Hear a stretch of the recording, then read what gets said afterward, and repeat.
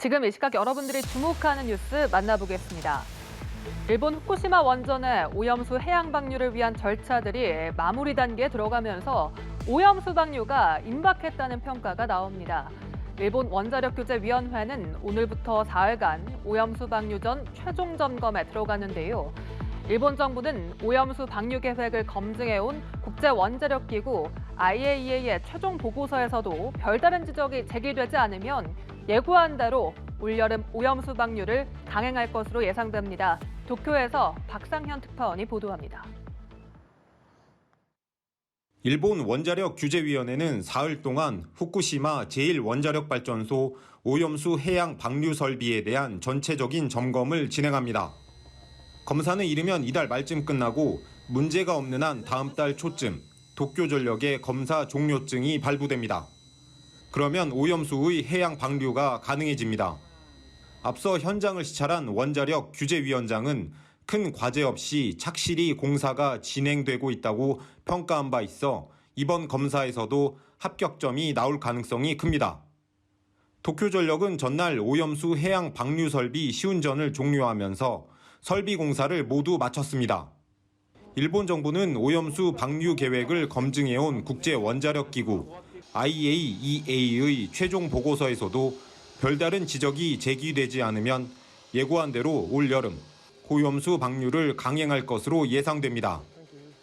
최종 보고서는 기시다 후미오 일본 총리와 라파엘 그로시 IAEA 사무총장의 면담이 예정된 내달 4일쯤 공개될 것으로 알려졌습니다.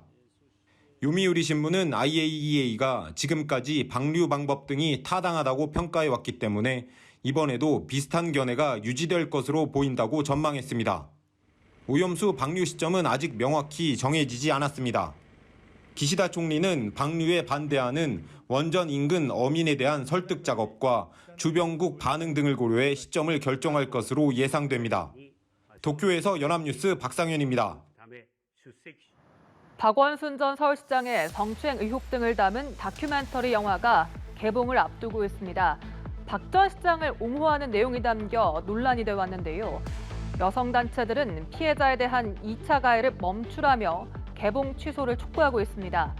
반면 다큐멘터리 제작위원회 측은 사건 실체에 다가서기 위한 시도를 막지 말라는 입장을 밝혔습니다. 나경열 기자입니다. 첫 변론이라는 제목의 다큐멘터리 영화. 박원순 전 서울시장의 성추행 의혹부터 사망까지의 얘기를 담은 책 비극의 탄생을 바탕으로 만들어졌습니다. 고인 3주기를 맞아 제작됐는데 일반에는 오는 8월 공개될 예정입니다. 이 다큐멘터리 영화 박 전 시장을 옹호하는 내용이 담겨 논란이 돼 왔습니다. 그 인권 결정에 나고 나서 모든 언론들이 성희롱, 성추행, 성폭력 범죄, 이런 식으로 다 썼어요. 여성 인권단체들은 첫 변론이 아니라 첫 변명에 불과하다. 다큐 자체가 비극이라며 반발하고 있습니다.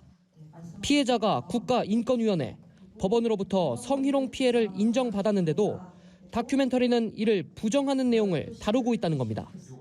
이번 일을 계기로 또 다른 직장 내 성희롱 피해자들이 위축되진 않을까 우려하고도 있습니다.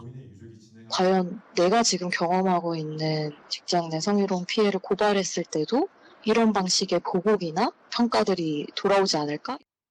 여성단체들은 피해자에 대한 2차 가해를 막아야 한다며 개봉 취소를 촉구하고 있습니다. 다큐멘터리 제작위원회 측은 개봉 취소 요구에 대해 터무니없는 주장이라며 사건 실체에 다가서기 위한 시도를 막지 말라는 입장을 밝혔습니다. 지난해 11월 법원은 박 전 시장의 말과 행동은 성희롱이라고 판단했지만 유족 측이 이에 불복하면서 현재 항소심이 진행되고 있습니다. 연합뉴스 TV 나경열입니다. 높은 수익금을 약속하며 투자금을 모아 가로채는 사기 사건 심심치 않게 발생하고 있죠. 이번엔 해외인 캄보디아 부동산 개발을 미끼로 투자자들로부터 1,000억 원에 가까운 돈을 끌어모아 가로챈 일당이 경찰에 붙잡혔습니다. 전형적인 다단계 폰지 사기였는데요. 최근 들어 투자 사기 수법이 다양해진 만큼 각별한 주의가 필요합니다. 보도에 소재영 기자입니다. 경찰이 한 사무실을 들이닥칩니다. 사무실에 있던 사람들은 놀란 듯 책상 위에 있던 서류들을 정리하기 시작합니다. 국내 부동산 개발과 모바일 상품권 사업을 한다던 이들 일당은 고수익을 약속하며 투자자들 1,200여 명으로부터 돈을 끌어모았습니다. 이렇게 지난 2019년부터 지난해 3월까지 3년 동안 서울과 부산 등 전국에서 끌어모은 돈만 923억 원에 달합니다. 하지만 역시 사기였습니다. 자신들이 발행한다던 상품권은 구입한 것이었고 분양이 임박했다던 캄보디아 프놈펜의 주택들은 기초공사조차 하지 않은 상태였습니다. 투자자들에게 되돌려주던 원금과 배당금은 후순위 투자자들로부터 받아 돌려막은 전형적인 다단계 폰지 사기 수법이었습니다. 특히 총책 A씨는 과거 다단계 방문 판매 경험이 있던 사람으로 과거 영업망을 그대로 활용했습니다. 주로 60대 여성으로 구성된 영업사원들은 미용실 등에서 노년층을 상대로 영업하며 투자자들을 불려나갔습니다. 최근에는 해외 사업이나 코인 상장 같이 정말 아이템이 다양화되고 수법이 발전하고 있습니다. 단기간에 고수익을 보장한다는 투자는 사기 피해로 이어질 수 있기 때문에 각별한 주의가 필요합니다. 경찰은 이 같은 방식으로 투자금을 가로챈 일당 30명을 사기 등의 혐의로 검거하고 이 가운데 총책 등 2명을 구속하는 한편 피해 금액 일부인 21억 8천만 원은 기소 전 추징 보전을 완료했습니다.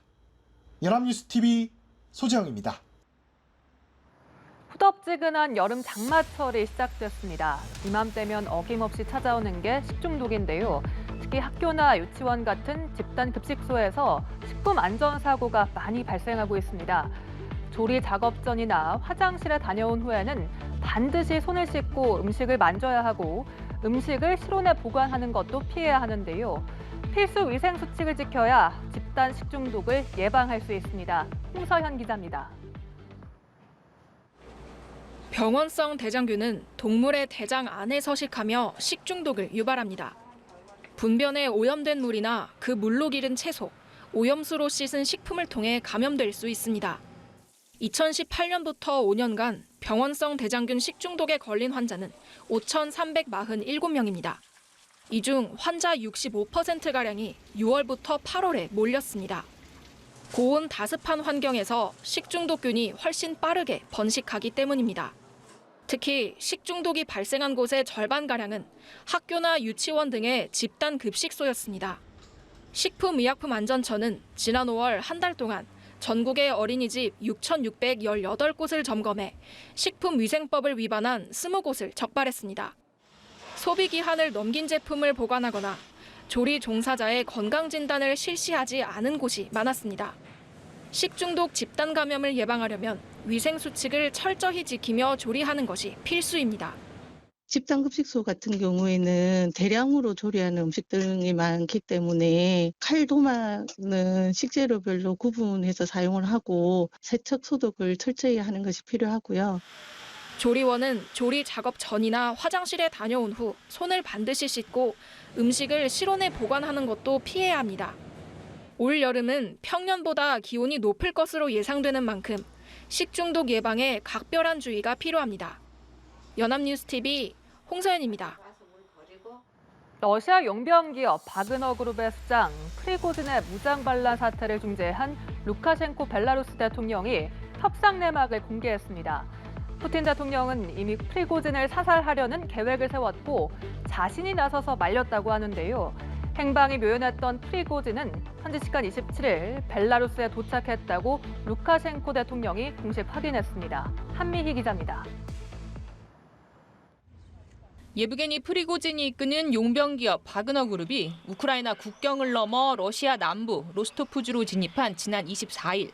알렉산드르 루카셴코 벨라루스 대통령은 바그너 그룹이 로스토프 나도누에 있는 러시아 남부군 사령부를 점령한 이후 블라디미르 푸틴 러시아 대통령과 통화했습니다. 루카셴코 대통령은 이미 프리고진 사살 결정을 내린 푸틴 대통령에게 나쁜 평화가 어떤 전쟁보다 낫다며 성급한 대응을 반대했다고 말했습니다. Я также понял, принято жестокое решение, оно и прозвучало под текстом выступления Путина – мочить. Я предложил Путину не торопиться. 또 어떤 사람에겐 마음에 안 들겠지만 프리고진은 국내에서 아주 권위 있는 인물이고 의리가 있는 바그너 용병들은 어떤 길로도 갈 것임을 강조했다고 전했습니다. 푸틴 대통령과의 통화에 뒤이어 이뤄진 프리고진과의 협상 내용도 전했습니다. 루카셴코 대통령은 프리고진과의 통화 중 처음 30분간은 욕설로 가득했다며 거칠었던 협상 상황을 소개했습니다. 그는 푸틴 대통령은 당신과 얘기도 하지 않을 것이고 모스크바로 가는 길에 바그너 용병들은 짓밟힐 것이라고 경고했다고 말했습니다. 프리고진은 당시 남부군 사령부를 점령하고 세르게이 쇼이구 러시아 국방장관과 발레리 게라시모프 러시아군 총참모장에게 그곳으로 오라고 요구한 바 있습니다. 루카셴코 대통령은 프리고진에게 쇼이구 국방장관도 게라시모프 총참모장도 넘겨주지 않을 것이라고 말했다고 밝혔습니다. 모스크바에서 200km 거리까지 진격했던 바그너 그룹은 루카셴코 대통령의 중재로 반란을 멈추고 처벌을 면제하는 데 합의했습니다. 이후 로스토프 나도누를 떠난 뒤 행방이 묘연했던 프리고진은 27일 벨라루스에 도착했다고 루카셴코 대통령은 확인했습니다. 연합뉴스 한미입니다.